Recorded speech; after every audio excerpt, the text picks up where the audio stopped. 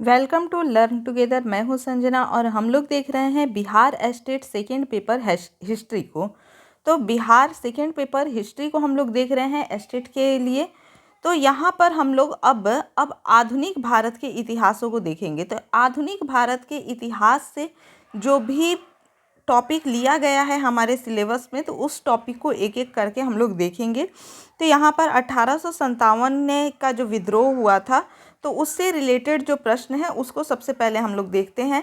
Exam में जाने से पहले एक बार ज़रूर इसे रिवीजन करके जाइएगा। इस प्रकार से और भी वीडियोज़ हैं तो उसको आप रिवीजन कर लीजिएगा, ये बहुत फ़ायदा करेगा आप लोगों को।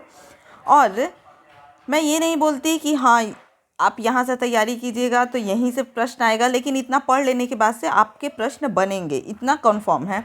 तो आप यहाँ से पढ़ करके ज़रूर जाइएगा, एग्ज़ाम के पहले इतना रिवीजन करके ज़रूर जाइएगा और वीडियो में लास्ट तक बने रहिए, क्योंकि लास्ट तक इस वीडियो में पूरे टॉपिक को कवर कराया जाएगा। आधुनिक भारत के जितने भी टॉपिक हैं इसको लेकर के, इससे पहले वर्ल्ड हिस्ट्री हो गया यानी कि विश्व का इतिहास हो गया, प्राचीन भारत हो गया, मध्यकालीन भारत हो गया, तो उसको करवाया जा चुका है। और अब हम लोग यहाँ पर क्या करेंगे कि वर्ल्ड हिस्ट्री, जैसे कि अब हम लोग आधुनिक भारत को यहाँ पर देखेंगे, तो इसके सेगमेंट को पूरा करते हुए चलेंगे यहाँ पर।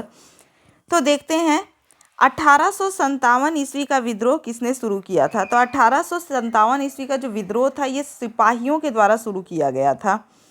अगला है 1857 ईस्वी के विद्रोह के समय ब्रिटिश प्रधानमंत्री कौन था। तो ब्रिटेन में उस समय प्रधानमंत्री कौन था, कब? तो 1857 की क्रांति के समय, तो वो पाम स्टर्न था। कौन था? पाम स्टर्न था। 1857 ईस्वी के विद्रोह के समय भारत का गवर्नर जनरल कौन था। तो विद्रोह के समय भारत में उस समय जो गवर्नर जनरल था वो कौन था, तो वो लॉर्ड कैनिंग था। तो 1857 के विद्रोह के समय भारत का गवर्नर जनरल कौन था, तो लॉर्ड कैनिंग था। अंग्रेजी भारतीय सेना में चर्बी वाले कारतूस से चलने वाले इनफील्ड राइफल कब शामिल किए गए थे।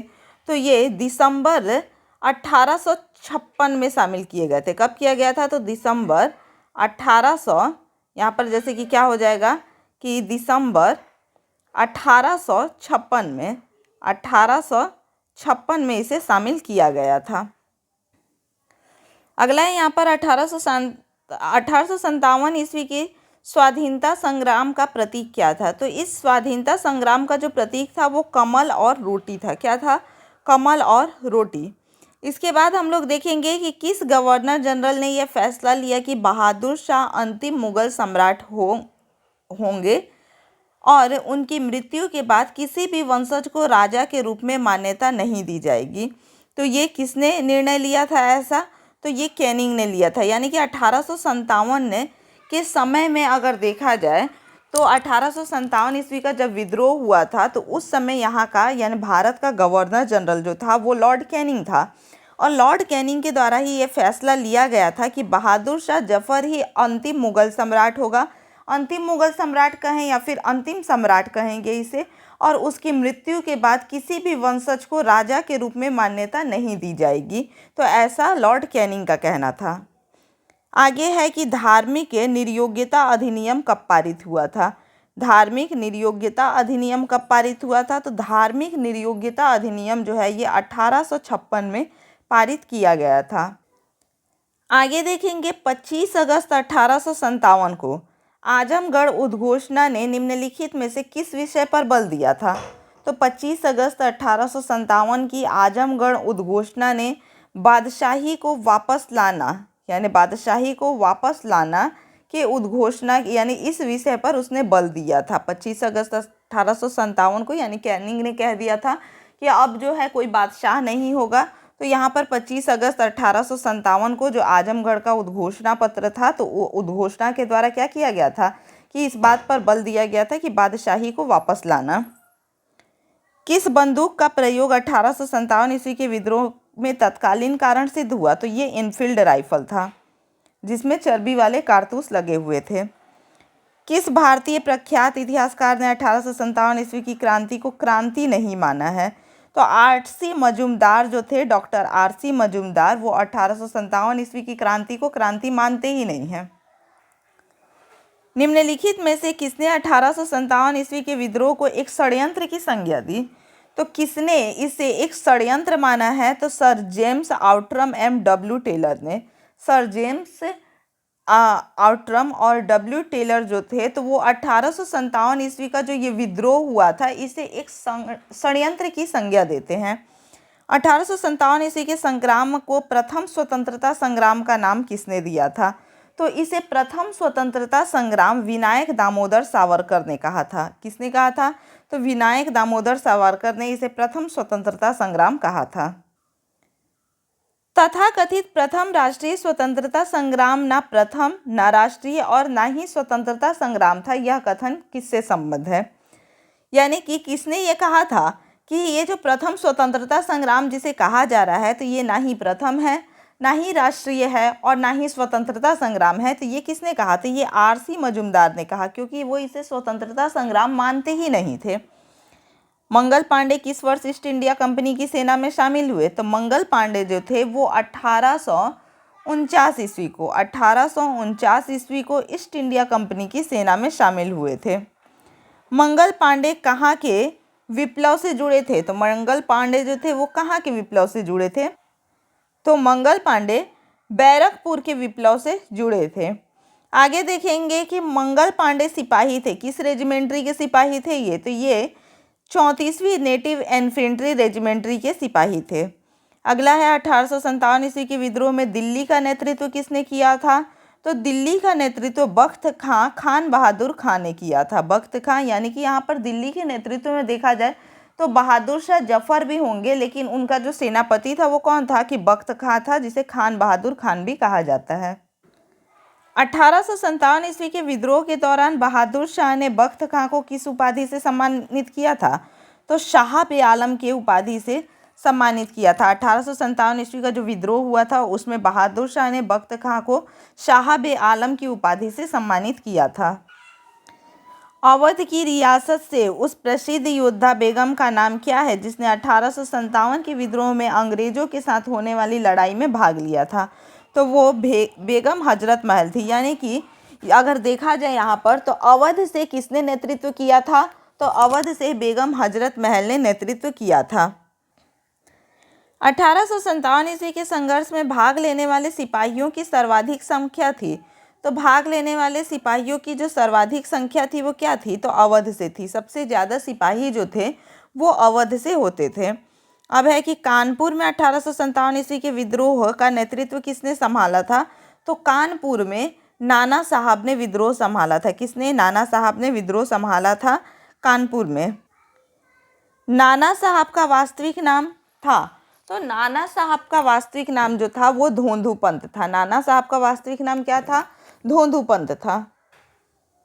नाना साहब को किसने गोद लिया था? तो नाना साहब को पेशवा बाजीराव ने गोद लिया था। पेशवा बाजीराव ने नाना साहब को गोद लिया था। अजीमुल्ला खां सलाहकार थे, तो अजीमुल्ला खां जो थे वो नाना साहब के सलाहकार थे। किसके सलाहकार थे? तो नाना साहब के सलाहकार जो थे वो अजीमुल्ला खां थे। 1857 ईस्वी के विद्रोह में नाना साहब ने कमांडर इन चीफ कौन थे जिसे उसके मित्र ने धोखा दिया तथा अंग्रेजों द्वारा बंदी बनाकर मार दिया गया? तो 1857 ईस्वी के विद्रोह में नाना साहब के कमांडर इन चीफ कौन थे? यानी नाना साहब के कमांडर इन चीफ कौन थे जिसे उनके ही मित्र ने धोखा दिया तथा अंग्रेजों के द्वारा बंदी बना करके मार दिया गया? तो ये तात्या टोपे थे। तात्या टोपे को फांसी दे दी गई थी। 1857 ईस्वी के निम्नलिखित क्रांतिकारियों में से किसका वास्तविक नाम रामचंद्र पांडुरंग था? तो रामचंद्र पांडुरंग तात्या टोपे का वास्तविक नाम था। तात्या टोपे को किस स्थान पर फांसी दी गई? तो शिवपुरी में तात्या टोपे को फांसी दे दी गई। 1857 ईस्वी के स्वाधीनता संघर्ष की वीरांगना महारानी लक्ष्मीबाई की जन्मस्थली। तो महारानी लक्ष्मीबाई की जन्मस्थली कहाँ है? तो वाराणसी। रानी लक्ष्मीबाई को ग्वालियर में किससे युद्ध का सामना करना पड़ा? तो ह्यूरोज, यानी कि झांसी में अंग्रेजों की तरफ से कौन नेतृत्व कर रहा था? ह्यूरोज कर रहा था। महारानी लक्ष्मीबाई की समाधि कहाँ स्थित है? तो महारानी लक्ष्मीबाई की समाधि जो है वो ग्वालियर में स्थित है। बिहार में 1857 ईस्वी के विद्रोह का नेतृत्व किसने किया था? तो बिहार में 1857 ईस्वी के विद्रोह का नेतृत्व वीर कुंवर सिंह ने किया था। 1857 ईस्वी के विद्रोह का बिहार में 14 जुलाई 1857 से 20 जनवरी 1858 ईस्वी तक केंद्र रहा था। तो यहाँ पर देखेंगे कि बिहार में 15 जुलाई 1857 से लेकर के 20 जनवरी 1857 तक का केंद्र जो था वो जगदीशपुर रहा था। कौन रहा था? जगदीशपुर रहा था।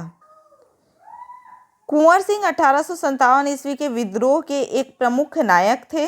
वह निम्नलिखित में से किससे संबंधित थे? तो ये बिहार से संबंधित थे। कुंवर सिंह अंग्रेजों के खिलाफ 1857 ईस्वी के विद्रोह में किस जगह शामिल हुए थे? तो ये आरा में शामिल हुए थे। इलाहाबाद में 1857 ईस्वी के विद्रोह का नेतृत्व किसने किया था? तो इलाहाबाद की अगर बात की जाए तो इलाहाबाद में 1857 ईस्वी के विद्रोह का नेतृत्व लियाकत अली ने किया था। किस स्थान पर भारतीय सैन्य टुकड़ी ने विद्रोह कर अंग्रेज एजेंट मेजर वर्टन की हत्या कर दी थी? तो कोटा, राजस्थान। कुल्लू जो हिमाचल प्रदेश में है में 1857 ईस्वी के विद्रोह का नेतृत्व किसने किया था? तो कुल्लू में राणा प्रताप सिंह और वीर सिंह ने 1857 ईस्वी की क्रांति का नेतृत्व किया था। 1857 ईस्वी के संग्राम के निम्नलिखित केंद्रों में से सबसे पहले अंग्रेजों ने किसे पुनः अधिकृत किया? तो किसे पुनः अधिकृत किया अंग्रेजों ने? तो दिल्ली को पुनः अधिकृत किया। लखनऊ में 1857 ईस्वी के विद्रोह का दमन किसने किया? तो लखनऊ में जनरल कैंपबेल ने किया। किसने किया? जनरल कैंपबेल ने 1857 ईस्वी के विद्रोह का दमन किया। 1857 ईस्वी का विद्रोह मुख्यतः किस कारण से असफल रहा था? तो 1857 ईस्वी का जो विद्रोह है ये किस कारण से असफल रहा था? तो ये किसी सामान्य योजना और केंद्रीय संगठन की कमी। क्या था इसमें? तो किसी सामान्य योजना और केंद्रीय संगठन की कमी। यदि सिंधिया भी विद्रोह में शामिल हो जाए तो हमें कल ही भारत छोड़ना पड़ेगा, यह कथन किसका था? तो लॉर्ड कैनिंग का था। लॉर्ड कैनिंग ने क्या कहा था कि अगर सिंधिया भी इस विद्रोह में शामिल हो जाए तो हमें कल ही भारत छोड़ना पड़ेगा। आगे देखेंगे कि महारानी विक्टोरिया ने भारतीय प्रशासन को ब्रिटिश ताज के नियंत्रण में लेने की घोषणा कब की? तो 1 नवंबर 1858 को महारानी विक्टोरिया ने घोषणा कब की कि भारत का जो प्रशासन है इसे ब्रिटिश ताज के नियंत्रण में ले लिया जाएगा? तो ये 1 नवंबर 1858 को घोषणा की थी। 1857 ईस्वी के विद्रोह का प्रशासनिक परिणाम शक्ति का अंतरण था। 1857 ईस्वी के विद्रोह का प्रशासनिक परिणाम शक्ति का अंतरण था। तो ये क्या था? तो ईस्ट इंडिया कंपनी के ब्रिटिश सम्राट को। क्या है? ईस्ट इंडिया कंपनी के ब्रिटिश सम्राट को।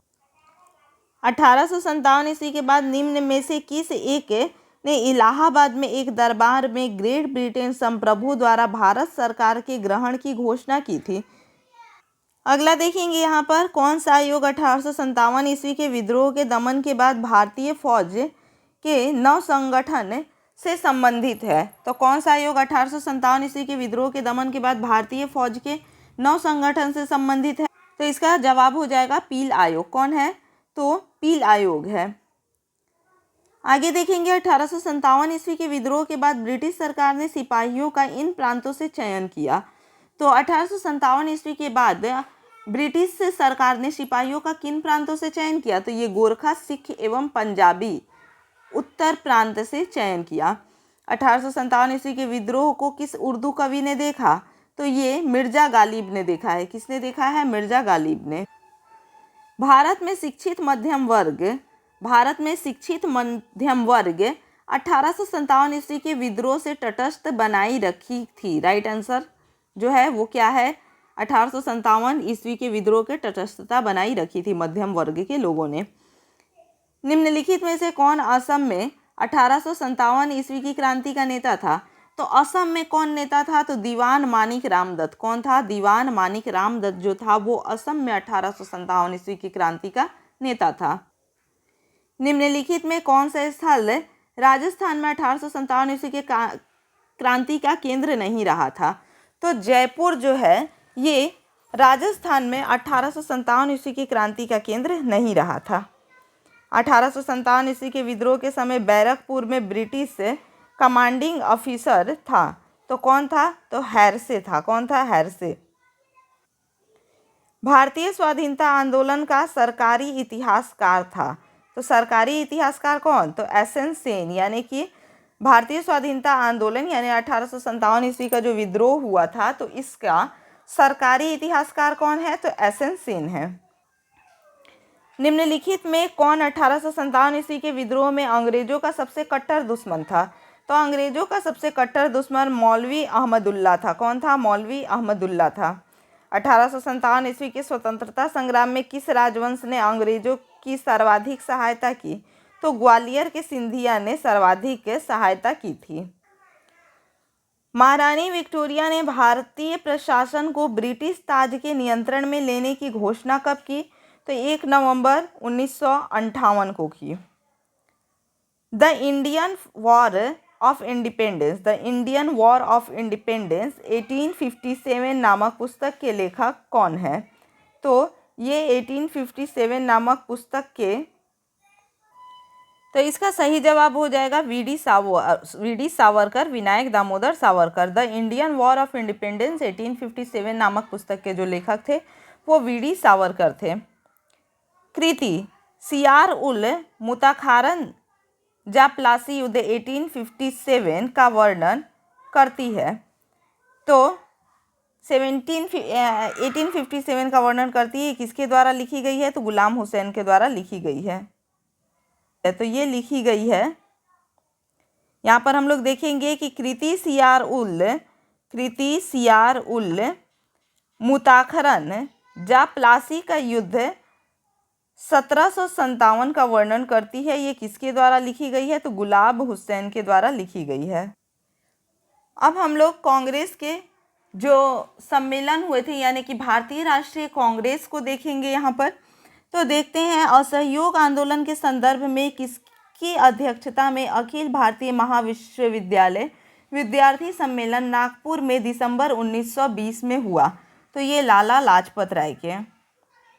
अध्यक्षीय संबोधन के समय जिस कांग्रेस अध्यक्ष ने हिंदी भाषा के लिए रोमन लिपि लागू करने की वकालत की थी वो कौन थे? तो वो सुभाष चंद्र बोस थे। इसके आगे है कि 1906 में स्वराज को राष्ट्रीय आंदोलन का लक्ष्य घोषित करने वाला भारतीय राष्ट्रीय कांग्रेस का अध्यक्ष निम्नलिखित में से कौन था? तो ये दादा भाई नौरोजी। कांग्रेस के मंच से भारतीय राष्ट्रीय कांग्रेस के किस अधिवेशन में प्रथम बार स्वराज शब्द व्यक्त किया गया? तो सबसे पहली बार स्वराज शब्द जो है ये कलकत्ता अधिवेशन 1906 में स्वराज शब्द को व्यक्त किया गया और इस अधिवेशन की अध्यक्षता दादा भाई नौरोजी ने की थी। कलकत्ता अधिवेशन 1906 और इसमें सबसे पहले स्वराज शब्द को व्यक्त किया गया था। कौन कांग्रेस की स्थापना अधिवेशन में उपस्थित नहीं था? तो स्थापना अधिवेशन में सुरेंद्र नाथ बनर्जी जो थे ये उपस्थित नहीं थे। इसके आगे है इंडियन नेशनल कांग्रेस की प्रथम भारतीय महिला अध्यक्ष कौन थी? तो प्रथम भारतीय महिला अध्यक्ष जो थी वो सरोजनी नायडू थी। निम्न में से किस अधिवेशन के लिए कांग्रेस ने पहली बार एक महिला अध्यक्ष चुना? तो कलकत्ता अधिवेशन 1917। कलकत्ता अधिवेशन 1917 के लिए पहली बार कांग्रेस ने एक महिला अध्यक्ष को चुना था और पहली महिला अध्यक्ष जो थी वो थी एनी बेसेंट। मुझे विश्वास है कि कांग्रेस अपने विनाश की तरफ जा रही है और मेरी यह बड़ी इच्छा भारत में रहते होगी कि इसकी शांतिप्रिय निधन के लिए इसका सहायक बनूं। यह किसने लिखा? तो ये लॉर्ड कर्जन ने लिखा। लॉर्ड कर्जन का ही ये लिखा हुआ है कि मुझे विश्वास है कि कांग्रेस अपने विनाश की तरफ जा रही है और मेरी यह बड़ी इच्छा भारत में रहते होगी कि इसके शांतिप्रिय निधन के लिए इसका सहायक बनूं। ओके, अब यहाँ पर हम लोग देखेंगे कि कांग्रेस के प्रति कर्जन की क्या नीति थी। तो कांग्रेस के प्रति कर्जन की जो नीति थी ये क्या थी कि इसका अस्तित्व समाप्त करना। आगे है निम्नलिखित में से किसने 1938 ईस्वी में राष्ट्रीय योजना समिति नियुक्ति की? तो राष्ट्रीय योजना समिति यानी नेशनल प्लानिंग कमेटी जो है 1938 ईस्वी में नेता सुभाष चंद्र बोस ने की थी। और ध्यान रहे 1938 का अधिवेशन भी जो है कांग्रेस अधिवेशन उसकी अध्यक्षता भी सुभाष चंद्र बोस ने ही की थी। भारतीय राष्ट्रीय कांग्रेस के हरिपुरा अधिवेशन की अध्यक्षता निम्न में से किसने की थी? तो हरिपुरा अधिवेशन की अध्यक्षता सुभाष चंद्र बोस ने ही की थी। अगला है हरिपुरा, जहां भारतीय कांग्रेस का वार्षिक अधिवेशन 1938 में सुभाष चंद्र बोस की अध्यक्षता में हुआ, वह निम्नलिखित में से किस राज्य में है?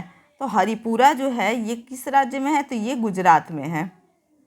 अगला देखेंगे, कौन लगातार 6 वर्षों तक भारतीय राष्ट्रीय कांग्रेस की प्रेसिडेंट रहे? तो लगातार 6 वर्षों तक अबुल कलाम आज़ाद जो है ये भारतीय राष्ट्रीय कांग्रेस के प्रेसिडेंट रहे। किसने कांग्रेस को सूक्ष्मदर्शी अल्पसंख्यक जनता का प्रतिनिधि बताते हुए उसका मजाक उड़ाया था? तो लॉर्ड डफरिन ने। लॉर्ड डफरिन ने क्या कहा था कि कांग्रेस क्या का उसने मजाक किया? तो सूक्ष्मदर्शी अल्पसंख्यक जनता का प्रतिनिधि बताते हुए इसका मजाक उड़ाया था। भारतीय राष्ट्रीय कांग्रेस की स्थापना किस गवर्नर जनरल के समय हुई? तो भारतीय राष्ट्रीय कांग्रेस की स्थापना जो है यह लॉर्ड डफरिन के समय में हुई थी।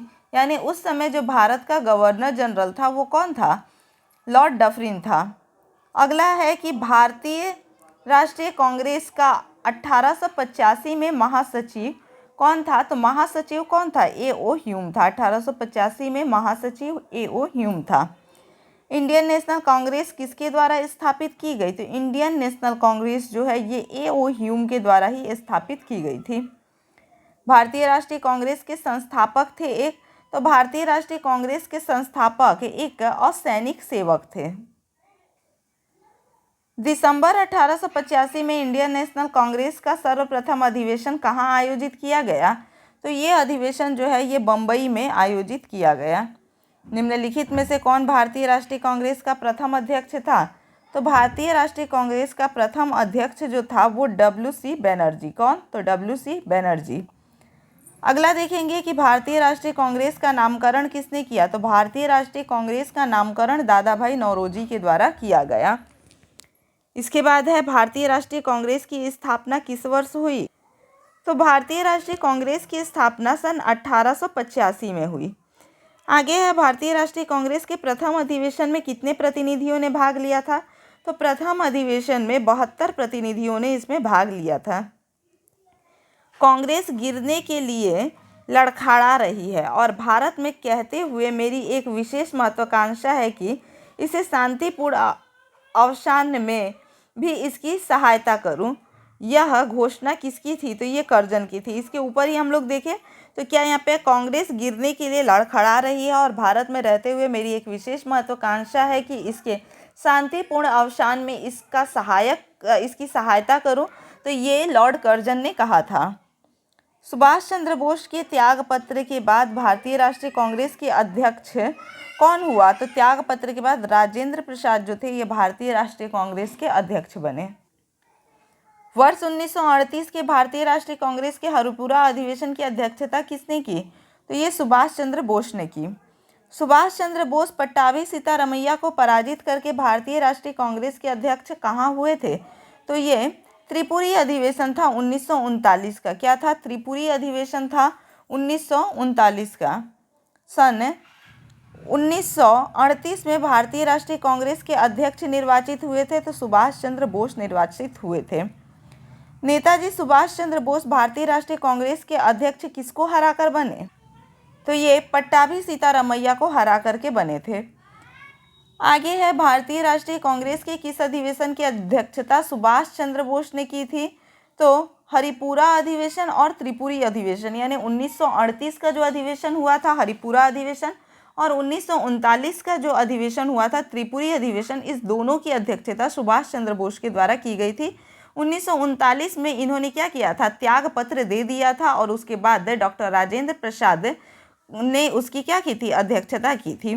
तो इसके आगे हम लोग देखेंगे कि 1938 के हरिपुरा कांग्रेस के अधिवेशन में निम्नलिखित में से किसने सुभाष चंद्र बोस को अध्यक्ष के रूप में नामित किया था? तो डॉक्टर राजेंद्र प्रसाद ने सुभाष चंद्र बोस को अध्यक्ष के रूप में नामित किया था। भारतीय राष्ट्रीय कांग्रेस का प्रथम निर्वाचित यूरोपीय अध्यक्ष था। तो भारतीय राष्ट्रीय कांग्रेस का प्रथम निर्वाचित यूरोपीय अध्यक्ष जो था वो कौन था? जॉर्ज यूले था।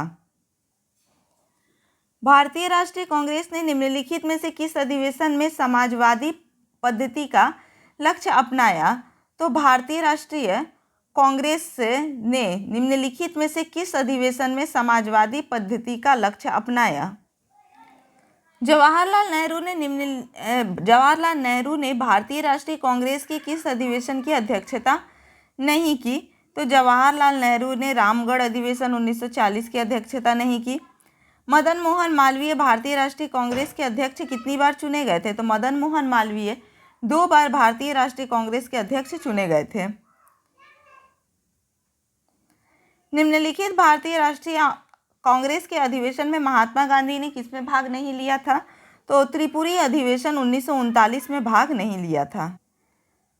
भारतीय राष्ट्रीय कांग्रेस के प्रति ब्रिटिश सरकार का रुख कांग्रेस के किस अधिवेशन से सख्त हो गया? तो ये कांग्रेस के 1888 के इलाहाबाद अधिवेशन के बाद अंग्रेजों का जो रुख था वो कांग्रेस के प्रति सख्त हो गया। भारतीय राष्ट्रीय कांग्रेस का 5वां अधिवेशन 1889 में कहाँ हुआ था? तो 1889 में 5वां अधिवेशन बम्बई में हुआ था। 1918 में किस कारण से कांग्रेस में दूसरा विघटन हुआ? तो मॉन्टेस्क्यू की घोषणा से। इसके बाद है किसने कहा था कांग्रेस आंदोलन ना तो लोगों द्वारा प्रेरित था, ना ही यह उनके द्वारा सोचा या योजनाबद्ध किया गया था। तो ये किसने कहा था? तो ये सर सैयद अहमद खान ने कहा था। 1935 ईस्वी में ऑल इंडिया किसान कांग्रेस का प्रथम अधिवेशन कहाँ हुआ था? तो ये प्रथम अधिवेशन जो है ये लखनऊ में हुआ था। इसके बाद है लॉर्ड डफरिन के वायसराय काल की एक महत्वपूर्ण घटना थी। तो लॉर्ड डफरिन के समय की क्या थी? तो भारतीय राष्ट्रीय कांग्रेस की स्थापना थी। भारतीय राष्ट्रीय कांग्रेस का सर्वप्रथम मुस्लिम अध्यक्ष निम्न में से कौन सा था? तो बदरुद्दीन तैयबजी। भारतीय राष्ट्रीय कांग्रेस का प्रथम मुस्लिम प्रेसिडेंट कौन सा था? तो ये बदरुद्दीन तैयबजी थे। आगे देखेंगे भारतीय राष्ट्रीय कांग्रेस का प्रथम मुस्लिम अध्यक्ष, तो बदरुद्दीन तैयबजी। भारतीय राष्ट्रीय कांग्रेस के निम्नलिखित अधिवेशन में से किसकी अध्यक्षता सी विजय राघवाचारी ने की? तो नागपुर अधिवेशन 1920।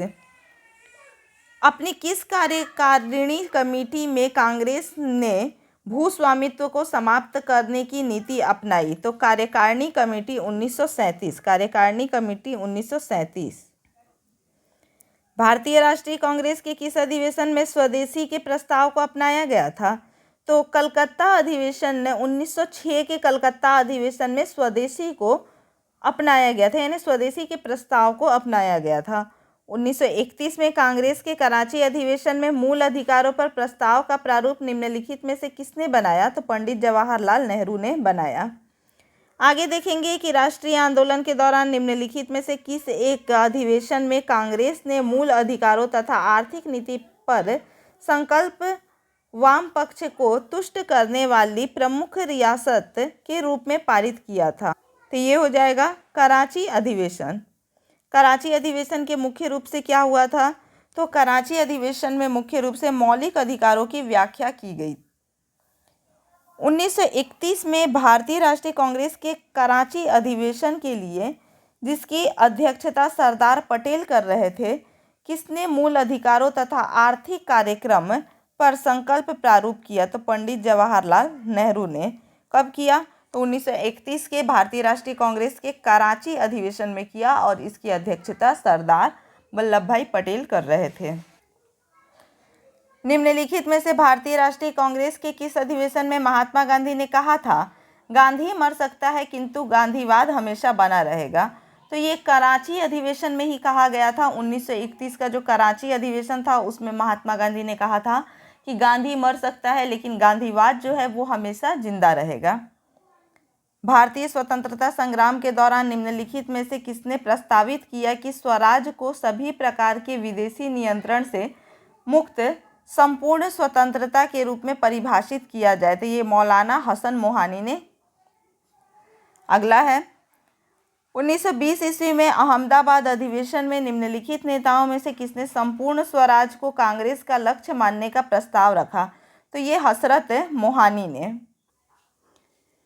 17 मई 1927 को कांग्रेस के बम्बई अधिवेशन में किसने प्रस्ताव दिया था कि कांग्रेस कार्य समिति भारत का संविधान तैयार करने व इसमें केंद्रीय तथा प्रांतीय विधानमंडल के निर्वाचित सदस्यों से तथा प्रमुख राजनीतिक दलों से विचार विमर्श करे। ये मोतीलाल नेहरू ने। आगे है भारतीय राष्ट्रीय कांग्रेस का अंतिम अधिवेशन जिसमें बाल गंगाधर तिलक ने भाग लिया था। तो ये अमृतसर अधिवेशन था और ये 1919 में हुआ था जिसमें बाल गंगाधर तिलक ने भाग लिया था। इसके आगे हम लोग देखेंगे कि भारतीय राष्ट्रीय कांग्रेस के सन 1905 के बनारस अधिवेशन के अध्यक्ष कौन थे। तो 1905 में जो बनारस का अधिवेशन हुआ था उसके अध्यक्ष गोपाल कृष्ण गोखले थे। भारतीय राष्ट्रीय कांग्रेस ने अपने किस अधिवेशन में भारत सरकार अधिनियम 1935 को अस्वीकार किया था। तो 1936 के लखनऊ अधिवेशन में। आगे है भारतीय राष्ट्रीय कांग्रेस का एकमात्र अधिवेशन जिसे महात्मा गांधी द्वारा संबोधित किया गया था, यह संपन्न हुआ था बेलगांव में। भारतीय राष्ट्रीय कांग्रेस का एकमात्र अधिवेशन जिसकी अध्यक्षता महात्मा गांधी ने की थी, तो ये बेलगांव का अधिवेशन था, 1924 में हुआ था। मात्र ये एकमात्र अधिवेशन है जिसकी अध्यक्षता महात्मा गांधी ने की थी। भारतीय राष्ट्रीय कांग्रेस के 1946 में मेरठ से आयोजित अधिवेशन की अध्यक्षता किसने की थी। भारतीय राष्ट्रीय कांग्रेस के 1946 में मेरठ से आयोजित अधिवेशन की अध्यक्षता जेबी कृपलानी ने की थी। कांग्रेस ने पहली बार भारत की स्वतंत्रता का प्रस्ताव पारित किया। कांग्रेस ने पहली बार भारत की स्वतंत्रता का प्रस्ताव पारित किया था 1927 ईस्वी को। भारतीय राष्ट्रीय कांग्रेस का 27वां अधिवेशन किस स्थान पर हुआ था। तो 27वां अधिवेशन जो है ये पटना में हुआ था। वह कौन से कांग्रेस अध्यक्ष थे जिसने क्रिप्स मिशन व लॉर्ड वेवेल दोनों से वार्ताएं की थी। तो अबुल कलाम आज़ाद थे, इसने क्रिप्स मिशन और लॉर्ड वेवेल दोनों से वार्ताएं की थी। उद्योगपतियों में कौन सी व्यक्ति लंबे समय तक AIC के खजांची रहे तथा 1930 में जेल भी गए। तो जमनालाल बजाज थे। 1947 के भारतीय राष्ट्रीय कांग्रेस के दिल्ली अधिवेशन की अध्यक्षता किसने की। तो इसकी अध्यक्षता राजेंद्र प्रसाद ने की थी। अगला है भारतीय राष्ट्रीय कांग्रेस के दूसरे अधिवेशन की अध्यक्षता किसने की। तो दूसरे अधिवेशन की अध्यक्षता दादा भाई नौरोजी ने की। भारतीय राष्ट्रीय कांग्रेस की स्थापना के समय भारत सचिव कौन था। तो भारत सचिव लॉर्ड क्रॉस था। कौन था। लॉर्ड क्रॉस था। इनमें से कौन सबसे कम आयु में भारतीय राष्ट्रीय कांग्रेस के अध्यक्ष बनने वाले व्यक्ति थे। तो अबुल कलाम आज़ाद जो थे वो सबसे कम आयु में भारतीय राष्ट्रीय कांग्रेस के अध्यक्ष बनने वाले व्यक्ति थे। 1922 में गया के इंडियन नेशनल कांग्रेस के अधिवेशन के अध्यक्ष कौन थे। तो 1922 में कांग्रेस के जो अध्यक्ष थे वो चित्तरंजन दास थे। अब हम लोग असहयोग आंदोलन से संबंधित प्रश्नों को देखेंगे। असहयोग आंदोलन के तो चौरी चौरा किस जनपद में स्थित है। तो चौरी चौरा जो है ये गोरखपुर में स्थित है। चौरी चौरा की घटना घटित हुई तो 5 फरवरी 1922 को ये घटना घटित हुई। इसके आगे देखेंगे निम्नलिखित में से कौन चौरी चौरा कांड की वास्तविक तिथि है। तो 5 फरवरी 1922 जो है ये चौरी चौरा कांड की वास्तविक तिथि है। असहयोग आंदोलन को कब स्थगित किया गया। तो असहयोग आंदोलन को 1922 में स्थगित किया गया। कब किया गया। तो 1922 में इसे स्थगित किया गया। 1 वर्ष के भीतर स्वराज की प्राप्ति लक्ष्य था। 1 वर्ष के भीतर स्वराज की प्राप्ति ये लक्ष्य था किसका। तो असहयोग आंदोलन का लक्ष्य था। 1 वर्ष में स्वराज का नारा गांधी जी ने कब दिया। तो 1 वर्ष में स्वराज का नारा गांधी जी ने असहयोग आंदोलन के समय दिया था। महात्मा गांधी ने असहयोग आंदोलन स्थगित कर दिया क्योंकि चौरी चौरा में हिंसा भड़क उठी। चौरी चौरा में हिंसा क्या हुई भड़क उठी। भारतीय राष्ट्रीय कांग्रेस ने असहयोग आंदोलन किस वर्ष प्रारंभ किया था। तो असहयोग आंदोलन इन्होंने 1920 में प्रारंभ किया था। निम्नलिखित में से किसने 1920 के कलकत्ता के विशेष अधिवेशन में महात्मा गांधी के असहयोग के प्रस्ताव का समर्थन किया था। तो मोतीलाल नेहरू ने समर्थन किया था। किसकी अध्यक्षता में कलकत्ता में सितंबर 1920 में कांग्रेस का वह विशिष्ट अधिवेशन हुआ था जिसमें असहयोग का महत्वपूर्ण प्रस्ताव पारित हुआ था? तो ये लाला लाजपत राय की अध्यक्षता में कलकत्ता में 1920 में जो अधिवेशन हुआ था उसमें असहयोग का महत्वपूर्ण प्रस्ताव पारित हुआ था। किसने 1920 के नागपुर के भारतीय राष्ट्रीय कांग्रेस के अधिवेशन में असहयोग के प्रस्ताव को प्रस्तावित किया था? तो CR दास ने। अगला देखेंगे, वर्ष 1920 में कांग्रेस के नागपुर अधिवेशन में निम्नलिखित में से किसने असहयोग का मुख्य प्रस्ताव प्रस्तुत किया? तो CR दास ने प्रस्तुत किया। महात्मा गांधी द्वारा चलाया गया प्रथम जन आंदोलन था? तो प्रथम जन आंदोलन जो था वो असहयोग आंदोलन था। इसके आगे हम लोग देखेंगे कि राजनीतिक शक्ति प्राप्त करने के लिए गांधी जी ने कौन सा आंदोलन किया? तो राजनीतिक शक्ति प्राप्त करने के लिए गांधी जी ने असहयोग आंदोलन किया।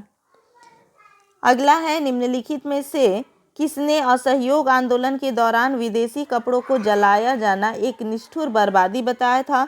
तो रविंद्रनाथ टैगोर ने कहा था कि ये जो कपड़े जलाए जा रहे हैं ये एक निष्ठुर बर्बादी है। निम्नलिखित में से किसने असहयोग आंदोलन के प्रस्ताव को लिखा था? तो महात्मा गांधी ने असहयोग आंदोलन के प्रस्ताव को लिखा था। निम्नलिखित में से किसने असहयोग आंदोलन को समर्थन दिया परंतु इसके परिणाम नहीं देख सके? तो बाल गंगाधर तिलक थे। इन्होंने असहयोग आंदोलन को समर्थन तो दिया लेकिन ये इसके परिणाम को नहीं देख सके। चौरी चौरा की घटना के समय महात्मा गांधी कहाँ थे? तो चौरी चौरा के समय महात्मा गांधी बारदौली में थे। किस घटना के बाद महात्मा गांधी ने असहयोग आंदोलन को अपनी हिमालय जैसी भूल बताई थी? तो चौरी चौरा घटना के बाद महात्मा गांधी ने असहयोग आंदोलन को हिमालय जैसी भूल बताई थी। किस क्षेत्र में राहुल सांकृत्यायन 1920 के असहयोग आंदोलन में सक्रिय थे? तो छपरा। ब्रिटिश सरकार ने महात्मा गांधी को जो उपाधि दी थी और जिसे उन्होंने असहयोग आंदोलन में वापस कर दिया वह थी, तो वो कौन सी थी? तो कैसर ए हिंद थी। असहयोग आंदोलन की सही उपलब्धि क्या रही? तो लोगों के मस्तिष्क से अंग्रेजों का भय निकाला गया था इसमें। इसके आगे देखेंगे हम लोग कि महात्मा गांधी ने के साथ निम्न मुसलमानों में से किसने बाल गंगाधर तिलक की अर्थी उठाई थी? तो शौकत अली जो थे ये मुस्लिम थे और इन्होंने बाल गंगाधर तिलक की अर्थी उठाई थी। 1921-22 के असहयोग आंदोलन का मुख्य प्रतिफल क्या था? तो हिंदू मुस्लिम एकता था। किसने असहयोग आंदोलन के दौरान अपनी वकालत छोड़ दी थी? तो असहयोग आंदोलन के दौरान चित्तरंजन दास ने अपनी वकालत छोड़ दी थी। दिल्ली में 24 फरवरी 1922 को आयोजित अखिल भारतीय कांग्रेस समिति की बैठक में असहयोग आंदोलन वापस लेने के लिए गांधी जी के विरुद्ध निंदा प्रस्ताव किसने प्रस्तुत किया? तो डॉक्टर मुंजे ने। आगे देखेंगे कि किसने तार द्वारा महात्मा गांधी को चौरी चौरा की घटना की सूचना दी? तो दशरथ प्रसाद द्विवेदी ने तार के द्वारा महात्मा गांधी को चौरी चौरा की घटना की सूचना दी। इसके आगे हम लोग देखेंगे कि असहयोग आंदोलन के दौरान किसने पटना कॉलेज छोड़ा जबकि उसकी परीक्षा केवल 20 दिन ही बची थी? तो ये जयप्रकाश नारायण थे। कौन सी महात्मा गांधी असहयोग आंदोलन प्रारंभ करने से पूर्व समझौता की शर्त के रूप में सरकार से की गई मांग थी? तो सरकार से की गई मांग कौन सी थी जो महात्मा गांधी द्वारा की गई थी और असहयोग आंदोलन प्रारंभ करने से पहले? तो ये सरकार 1919 के एक्ट के सुधारों की अपेक्षा बेहतर सुधार की योजना प्रस्तुत करें। दक्षिण भारत में 4 भाषाई क्षेत्रों में से कौन सा असहयोग आंदोलन से अप्रभावित रहा? तो ये कर्नाटक अप्रभावित रहा। अब हम लोग सविनय अवज्ञा आंदोलन को देखेंगे। तो सविनय अवज्ञा आंदोलन से जो संबंधित प्रश्न है उसे देखते हैं। गांधी जी की 11 सूत्री मांगों को लॉर्ड इरविन द्वारा ठुकराए जाने के प्रतिक्रिया स्वरूप कौन सा आंदोलन चलाया गया? तो सविनय अवज्ञा आंदोलन चलाया गया। क्या है? गांधी जी की 11 सूत्री मांगों को लॉर्ड इरविन के द्वारा जब ठुकराया गया तो उसके बाद कौन सा आंदोलन चलाया गया? तो सविनय अवज्ञा आंदोलन चलाया गया। किस अंग्रेज सत्र में कार्यकारी कमेटी को सविनय अवज्ञा आंदोलन प्रारंभ करने का अधिकार दिया गया? तो लाहौर सत्र में। दांडी यात्रा के साथ निम्न में से क्या प्रारंभ हुआ? तो सविनय अवज्ञा आंदोलन प्रारंभ हुआ दांडी यात्रा के साथ। सविनय अवज्ञा आंदोलन के रूप में गांधी जी ने दांडी मार्च प्रारंभ किया 12 मार्च 1930 को। गांधी जी ने दांडी यात्रा प्रारंभ की तो साबरमती के आश्रम से प्रारंभ की। अगला है कि 1930 में महात्मा गांधी ने सविनय अवज्ञा आंदोलन कहाँ से प्रारंभ की? तो दांडी से प्रारंभ की। निम्न प्रांतों में से किस प्रांत के सत्याग्रहियों की संख्या महात्मा गांधी की दांडी कूच में सर्वाधिक थी? तो गुजरात की। सविनय अवज्ञा आंदोलन शुरू हुआ तो सविनय अवज्ञा आंदोलन कब शुरू हुआ? तो ये दांडी मार्च के बाद सविनय अवज्ञा आंदोलन जो है ये शुरू हुआ। निम्नलिखित में से किस आंदोलन में महिलाओं की भागीदारी सर्वाधिक मानी जाती है? तो महिलाओं की भागीदारी कब सर्वाधिक मानी जाती है? तो नमक सत्याग्रह के समय महिलाओं की भागीदारी सर्वाधिक मानी जाती है। दांडी यात्रा कितने दिन तक चली थी? तो दांडी यात्रा 24 दिनों तक चली थी। कितने? तो 24 दिनों तक चली थी। सबसे पहले कौन सी घटना घटी? तो सबसे पहले यहाँ पर हम लोग देखेंगे कि अगर ये ऑप्शन वाला होता तो कुछ सही होता। तो साइमन कमीशन का आगमन, हम लोग ये देख लेते हैं कि साइमन कमीशन का आगमन कब हुआ? तो ये 3 फरवरी 1928 को साइमन कमीशन का आगमन हुआ। शक्ति के विरुद्ध अधिकार की लड़ाई, शक्ति के विरुद्ध अधिकार की इस लड़ाई में विश्व की सहानुभूति चाहता हूँ, यह कथन किससे संबंध है?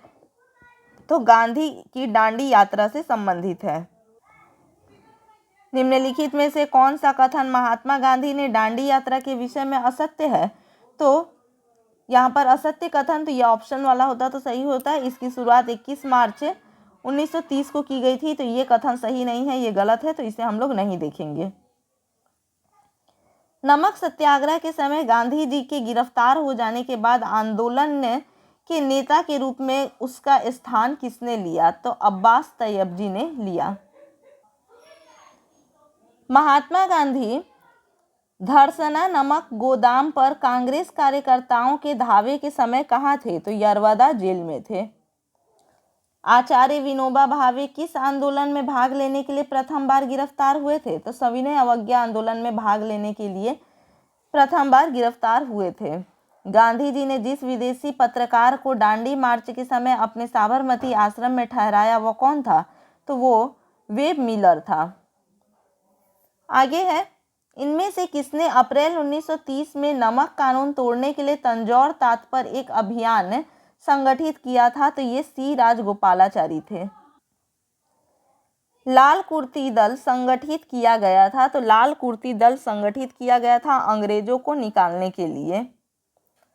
1929 में खुदाई खिदमतगार को किसने संगठित किया? तो अब्दुल गफ्फार खान ने इसको संगठित किया था। गढ़वाल रेजिमेंट के सैनिकों ने प्रदर्शनकारियों पर गोली चलाने से इनकार कर दिया सविनय अवज्ञा आंदोलन में। सविनय अवज्ञा आंदोलन के समय भारत का वायसराय कौन था? तो सविनय अवज्ञा आंदोलन के समय भारत का जो वायसराय था वो लॉर्ड इरविन था। निम्न में से कौन उत्तर पूर्व की 13 वर्षीय जनजाति नागा महिला सविनय अवज्ञा आंदोलन में अपने साथियों के साथ समर्थन किया? तो ये कौन थी? तो ये रानी गैडी न्यूल थी। ये कौन थी? रानी गैडी न्यूल थी। और ये कहाँ की थी? तो ये नागालैंड की थी। इसके बाद हम लोग देखेंगे कि सन 1930 में अंग्रेज सरकार के विरुद्ध प्रसिद्ध पेशावर कांड का नायक कौन था? तो वीर चंद्र सिंह गढ़वाली था। बेगूसराय के चौकीदारी टैक्स के विरुद्ध आंदोलन एक हिंसा था सविनय अवज्ञा आंदोलन का। मार्च 1931 को निम्न में से कौन सा समझौता हुआ? तो गांधी इरविन समझौता हुआ। इसके बाद है, निम्नलिखित में से किसका स्थगन गांधी इरविन समझौता में किए जाना प्रस्तावित था? तो सविनय अवज्ञा आंदोलन का। गांधी इरविन समझौते के हस्ताक्षरित होने में किसने महत्वपूर्ण भूमिका निभाई? तो तेज बहादुर सप्रू ने महत्वपूर्ण भूमिका निभाई। किसने इरविन तथा गांधी को दो महात्मा कहा था? तो इरविन तथा गांधी को दो महात्मा सरोजनी नायडू ने कहा था।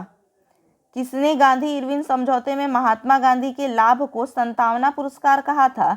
तो एलन कैम्पबेल जॉनसन ने कहा था। गांधी जी ने सविनय अवज्ञा आंदोलन को कब पुनर्गठित किया? तो 1934 में पुनर्गठित किया। अब हम लोग स्वतंत्रता और विभाजन से संबंधित कुछ प्रश्नों को देखेंगे। तो यहाँ पर देखते हैं स्वतंत्रता और विभाजन से संबंधित प्रश्न को। तो पाकिस्तान की मांग किसने सर्वप्रथम उठाई थी? तो पाकिस्तान की मांग किसने सर्वप्रथम उठाई थी, यहाँ पर पूछ रहा है। पाकिस्तान शब्द की बात नहीं कर रहा है, पाकिस्तान की मांग की बात कर रहा है। तो ये मुस्लिम लीग के नेता मोहम्मद अली जिन्ना थे। पाकिस्तान की मांग सर्वप्रथम किसने उठाई थी? तो मुस्लिम लीग के नेता मोहम्मद अली जिन्ना थे। द्वितीय विश्व युद्ध कब आरंभ हुआ? तो 1 सितंबर 1939 को द्वितीय विश्व युद्ध आरंभ हुआ। कांग्रेस मंत्रिमंडल के सभी सदस्य कब त्यागपत्र दिए? तो कांग्रेस मंत्रिमंडल के सभी सदस्य जो थे वो 22 अक्टूबर 1939 को त्यागपत्र दे दिए। 22 अक्टूबर 1939 को क्या कर दिए थे? ये त्यागपत्र दे दिए थे। मुस्लिम लीग की स्थापना कब हुआ? तो मुस्लिम लीग का स्थापना 1906 ईस्वी में हुआ। 22 दिसंबर 1939 में किसने मुक्ति दिवस मनाने का आग्रह किया? तो मुक्ति दिवस किसने मुक्ति दिवस मनाने का आग्रह किया? तो मुस्लिम लीग के प्रमुख नेता मोहम्मद अली जिन्ना ने मुक्ति दिवस मनाने का आग्रह किया।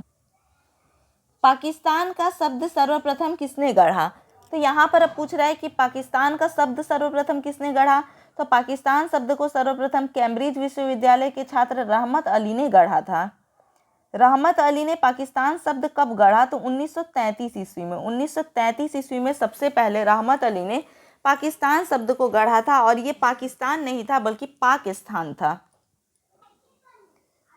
अगला है यहाँ पर, भारत से अलग मुस्लिम राष्ट्रीय पाकिस्तान की मांग कब की गई? तो भारत से अलग मुस्लिम राष्ट्र पाकिस्तान की मांग 23 मार्च 1940 को की गई थी, और ये मुस्लिम लीग के लाहौर अधिवेशन में मोहम्मद अली जिन्ना के द्वारा की गई थी। इसके बाद है, भारत में पहला सत्याग्रही कौन था? तो भारत में पहला सत्याग्रही विनोबा भावे। दूसरा सत्याग्रही जवाहरलाल नेहरू। पहला सत्याग्रही विनोबा भावे और दूसरा सत्याग्रही जो थे वो जवाहरलाल नेहरू थे। व्यक्तिगत सत्याग्रह समाप्ति किस तारीख कब निश्चित की गई? व्यक्तिगत सत्याग्रह की समाप्ति की तारीख कब निश्चित की गई? तो 23 सितंबर 1941 को। भारत छोड़ो आंदोलन कब आरंभ हुआ? तो 1942 को भारत छोड़ो आंदोलन आरंभ हुआ। गांधी जी भारत छोड़ो आंदोलन का अर्थ क्या बताया? गांधी जी ने भारत छोड़ो आंदोलन का अर्थ क्या बताया? तो उन्होंने कहा कि भारत छोड़ो आंदोलन का अर्थ यह नहीं कि सभी अंग्रेजों को भारत से उठाकर बाहर फेंक दिया जाए, इसका अर्थ केवल सत्ता का स्थानांतरण है। भारत छोड़ो आंदोलन का प्रस्ताव कब पास हुआ? तो भारत छोड़ो आंदोलन का प्रस्ताव 8 अगस्त 1942 को मुंबई अधिवेशन में भारत छोड़ो आंदोलन प्रस्ताव जो है ये पास हुआ था। करो या मरो, डू और डाई का मंत्र किसने दिया था? तो महात्मा गांधी ने दिया था करो और मरो का नारा। करो या मरो का अर्थ क्या है? तो इसका अर्थ क्या है? तो भारत की जनता देश की आज़ादी के लिए हर ढंग से प्रयत्न करे, बस इस बात का ध्यान रखे कि आंदोलन गुप्त और हिंसात्मक ना हो। इसके बाद क्या है? Operation zero hour. Operation zero hour के तहत किसे गिरफ्तार कर लिया गया? तो इसके तहत भारत छोड़ो आंदोलन के दूसरे दिन अंग्रेज कांग्रेस के महत्वपूर्ण नेता को ऑपरेशन जीरो आवर के तहत गिरफ्तार कर लिया गया तथा उसकी संपत्ति जब्त कर ली गई। उसकी संपत्ति को क्या कर लिया गया? जब्त कर लिया गया। महात्मा गांधी ब्रिटिश की नीतियों से दुखी होकर उपवास की घोषणा कब की? तो 10 फरवरी 1943 को पूना में 21 दिन का उपवास रखा, तब उन्होंने उपवास की घोषणा की थी। तो 10 फरवरी 1943 को पूरे 21 दिन तक क्या रखा? उपवास रखा। भारतीय साम्यवादी दल की स्थापना कब हुई? तो दिसंबर 1925 में कानपुर में हुई भारतीय साम्यवादी दल की स्थापना।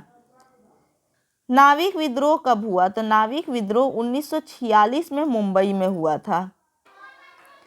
भारत का इतिहास में काला दिन कब था? तो भारत के इतिहास में काला दिन 16 अगस्त 1946 को था।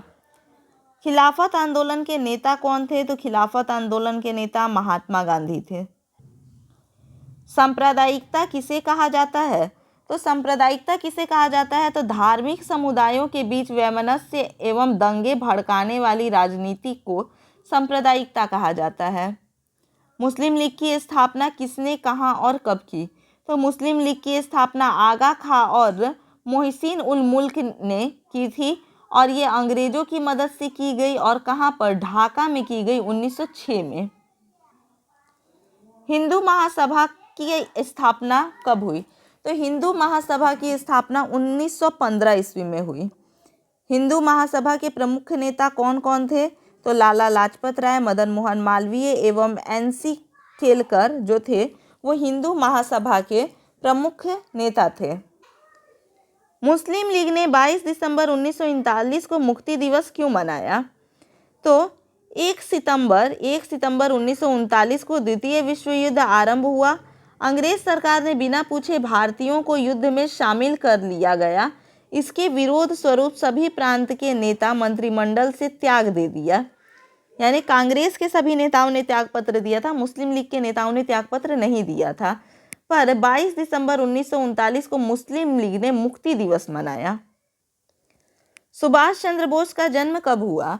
तो 23 जनवरी 1897 को सुभाष चंद्र बोस का जन्म हुआ।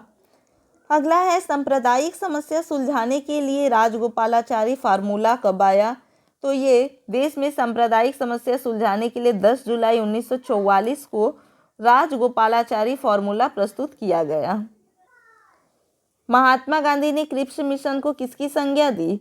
तो महात्मा गांधी ने क्रिप्स मिशन को पोस्ट डेटेड चेक की संज्ञा दी। इंडिपेंडेंस लीग का गठन कब किया गया? तो 28 से 30 मार्च 1942 को कोठिया सम्मेलन में राय बिहारी बोस द्वारा इंडिपेंडेंस लीग का गठन किया गया। आज़ाद हिंद फौज की गठन कब, किसने और कितने सैनिकों के साथ किया? तो आज़ाद हिंद फौज का गठन 1942 में कैप्टन मोहन सिंह ने 1600 सैनिकों के साथ किया। कैप्टन मोहन सिंह ने आज़ाद हिंद फौज का गठन किया। इसके आगे है सुभाष चंद्र बोस इंडिपेंडेंस लीग का अध्यक्ष और आज़ाद हिंद फौज का सर्वोच्च सेनापति कब बने? तो ये 4 जुलाई 1943 को। आज़ाद हिंद सरकार का विध्वंस उद्घाटन कब हुआ? तो 21 अक्टूबर 1943 को। सुभाष चंद्र बोस की मृत्यु कब और कैसे हुई? तो 18 अगस्त 1945 को एक विमान दुर्घटना में सुभाष चंद्र बोस की मृत्यु हो गई। कैबिनेट मिशन कब और कहाँ आया? तो कैबिनेट मिशन 24 मार्च 1946 को भारत यानी दिल्ली आया। मौलाना आज़ाद ने भारतीय इतिहास का काला दिन किस दिन को कहा? तो 16 अगस्त 1946 को भारतीय इतिहास का काला दिन कहा। नोअखली दिवस कब मनाया गया? तो 25 अक्टूबर 1946 को। पाकिस्तान ने अपना प्रथम स्वाधीनता कब मनाया? तो 14 अगस्त 1947 को पाकिस्तान ने अपना पहला स्वाधीनता मनाया। जनवरी 1946 में हवाई सेना के सैनिकों ने कहां पर हड़ताल किया? तो मुंबई में हड़ताल किया। 18 फरवरी 1946 ईस्वी में नाविक हड़ताल कहां से आरंभ हुआ? तो 18 फरवरी को नाविकों का हड़ताल तलवार नामक जहाज से शुरू हुआ। कराची में कौन सा जहाज के नाविकों ने विद्रोह किया? तो कराची में हिंदुस्तान नामक जहाज के नाविकों ने विद्रोह किया। होम रूल लीग आंदोलन के समर्थक कौन थे? तो मोहम्मद अली जिन्ना थे। मुस्लिम लीग के मुसलमानों हेतु पृथक राष्ट्र पाकिस्तान की मांग कब उठी? तो 1940 में उठी। सुभाष चंद्र बोस भारतीय राष्ट्रीय कांग्रेस के अध्यक्ष कब बने? तो 1938 ईस्वी के हरिपुरा अधिवेशन और 1939 ईस्वी के त्रिपुरा अधिवेशन में। फॉरवर्ड ब्लॉक की स्थापना 1939 में किसने की? तो सुभाष चंद्र बोस ने की। सुभाष चंद्र बोस ने जब त्रिपुरी अधिवेशन 1939 से त्याग पत्र दिया तो उसके बाद उन्होंने फॉरवर्ड ब्लॉक की स्थापना की थी। सुभाष चंद्र बोस ने कहाँ पर आज़ाद हिंद फौज की स्थापना की? तो सिंगापुर में आज़ाद हिंद फौज की स्थापना की। मुस्लिम लीग द्वारा सीधा कार्रवाई दिवस मनाया जाता है 16 अगस्त 1946 को। मुस्लिम लीग द्वारा मुक्ति दिवस कब मनाया गया? तो 22 दिसंबर 1939 को मुस्लिम लीग द्वारा मुक्ति दिवस मनाया गया। क्लीमेंट एटली ने यह घोषणा कब की कि ब्रिटिश शासन जून 1948 ईस्वी तक भारत छोड़ देगा? तो 20 फरवरी 1947 को। भारत छोड़ो आंदोलन के समय गांधी जी के बारे में यह घोषणा किसने की कि जब दुनिया में हम हर कहीं जीत रहे हैं, ऐसे वक्त में एक कमबख्त बूढ़े के सामने कैसे झुक सकते हैं जो हमेशा हमारा दुश्मन रहा?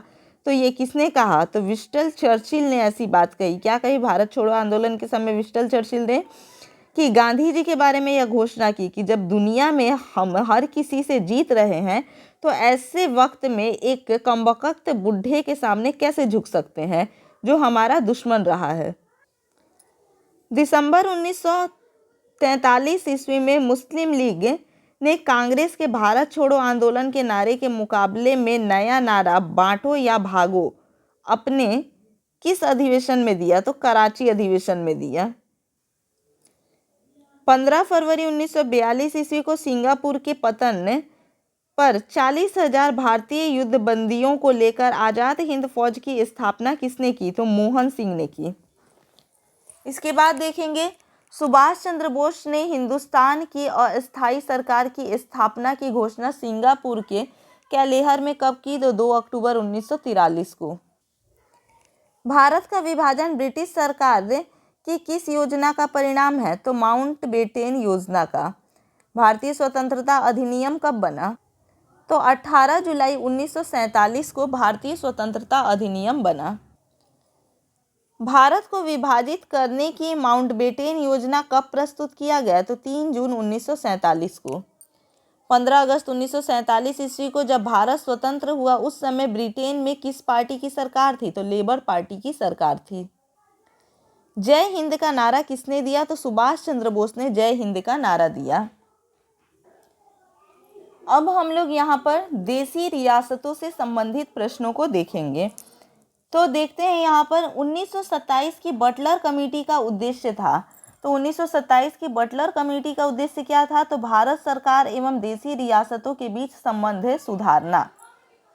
1927 की बटलर कमेटी का उद्देश्य था, तो ये अभी हम लोग देखें कि भारत सरकार तथा देसी रियासतों के मध्य संबंध को सुधारना। सेम क्वेश्चन रिपीट हो गया है। निम्नलिखित देशों राज्यों में कौन यथावत समझौते पर पक्षधर था? तो वो कौन था? हैदराबाद था। यानी स्टैंड स्टील यानी यथावत समझौते पर कौन पक्षधर था? तो वो हैदराबाद था। निम्नलिखित में से कौन 1939 में Bharat Prajamandal all India state people's conference के अध्यक्ष थे? तो जवाहरलाल नेहरू थे। त्रिपुरा की देसी रियासत स्वतंत्रता आंदोलन में 20वीं सदी के प्रारंभ में शामिल हुई क्योंकि बंगाल के क्रांतिकारी त्रिपुरा में आश्रय लिए हुए थे। भारतीय स्वतंत्रता में रजवाड़ों की स्वतंत्रता का समावेश संबंधी प्रस्ताव कांग्रेस के किस अधिवेशन में पारित किया गया? तो ये त्रिपुरा अधिवेशन में पारित किया गया। निम्नलिखित में से किस अधिवेशन में कांग्रेस ने पहली बार भारतीय रियासतों के प्रति अपनी नीति घोषित की थी? तो नागपुर अधिवेशन में। इसके आगे है सत्ता हस्तांतरण के समय निम्नलिखित राज्यों में से एक में कांग्रेस दल का पूर्ण विकसित संगठन थे? ये होगा मैसूर। आगे देखेंगे कि त्रावणकोर में कांग्रेस ने त्रावणकोर राज्य के जिस दीवान की स्वेच्छाचारी सरकार के विरुद्ध सविनय अवज्ञा आंदोलन प्रारंभ किया वे थे। तो वो कौन थे? तो सीपी रामास्वामी अय्यर थे। अगला देखेंगे all India state people's conference का गठन कब हुआ? तो ये 1927 ईस्वी में हुआ। किस राज्य में साम्यवादी दलों ने संयुक्त रूप से भूपोर्तम आंदोलन चलाया? तो आंध्र प्रदेश में। निम्नलिखित में से किसे भारत के देसी राज्यों के संबंध में हस्तक्षेप नीति के लिए रेखांकित किया जाता है? तो सर जॉन शोर। स्वतंत्रता के पश्चात प्रिवी पर्स किससे संबंधित था? तो पूर्व राज्य से संबंधित था ये। आधुनिक भारत के इतिहास के संदर्भ में शाही थैली कहाँ थी?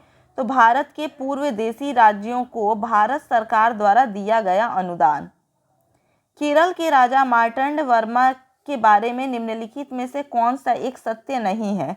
तो उसने शांति बनाए रखने के लिए यूरोपीय अधिकारियों को भारी रिश्वतें दी। तो इस प्रकार से हम लोग देखेंगे कि हमारा हिस्ट्री का जो पूरा सेगमेंट है वो अब ख़त्म होता है। हम लोगों ने सिलेबस के अकॉर्डिंग जितने भी इसमें टॉपिक दिए हुए हैं उन सबको कवर कर लिए हैं और उम्मीद है कि आप लोगों को ये अच्छा लगेगा। तो एग्ज़ाम में जाने से पहले आप लोग क्या करेंगे कि इस सारे टॉपिक्स को एक बार ज़रूर रिवीजन कर लेंगे, इसको रिवाइज करके ही जाएंगे, क्योंकि इसे रिवाइज करेंगे तो क्वेश्चन जो होंगे वो छूटने के चांसेस कम होंगे। तो आप लोग इसको रिवाइज करके ही जाएंगे। तो हिस्ट्री का पूरा सेगमेंट कंप्लीट होता है। एग्ज़ाम के लिए आप सभी को ऑल द बेस्ट, अच्छे से एग्ज़ाम दीजिएगा। कमेंट करके बताइएगा। वीडियो अगर अच्छा लगा हो तो इसे लाइक शेयर कीजिए और अगर अभी तक चैनल को सब्सक्राइब नहीं किए हैं तो चैनल को सब्सक्राइब कीजिए। धन्यवाद।